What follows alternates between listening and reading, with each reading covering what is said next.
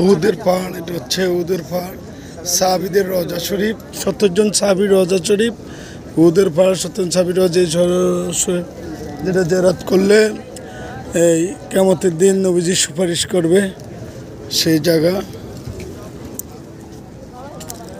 আমরা দয়াল বাবা সুরেশ্বরের সাথে এখানে আগমন করেছি।